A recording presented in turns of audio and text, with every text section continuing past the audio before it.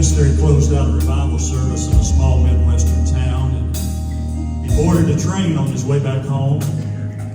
Sat down beside a young man on the train, kind of struck up a conversation about the weather, lack of anything to talk about. But after a little while, he noticed the young man really wasn't responding. And he looked over and noticed the young man had big tears running down his face. Well, the preacher looked at him and said, "Son, I'm a minister. I'm a pastor. Is there anything I can help you with?" The young man said, "Preacher," he said, "2 years ago," he said, "I got so mean at home that my mom and dad couldn't do anything with me.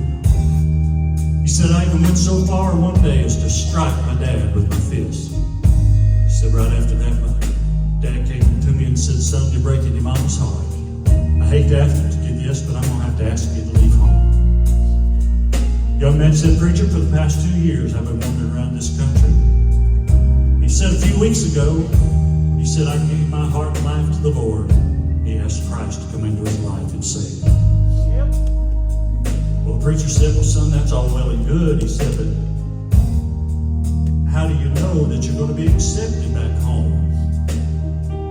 The young man said, "Preacher, we've lived beside these old railroad tracks just about all my life."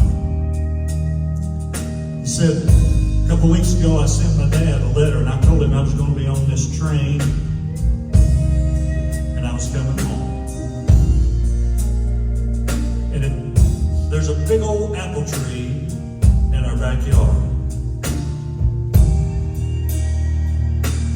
He said, if you could just climb up in the back of that apple tree and just tie a white rag at the very top of it, I could see it from the train, and I would know it was okay to come home." The young man said, "Preacher, we're getting close to my home." And he said, I just don't have the nerve to look out that window, but you might look and see if you see a white rag in that old apple tree." The preacher leaned over and wiped the dust off the window, and he looked out. A big old smile broke across his face. He said, "Son, you don't have nothing to worry about." He said, "That old apple tree's in full blossom. There's white rags hanging all over that thing from top to bottom." He said, "I think I can see that mom and dad standing out under that tree waving a bed sheet that says, 'Welcome home, son. Welcome home.'" You know, that's just like Jesus.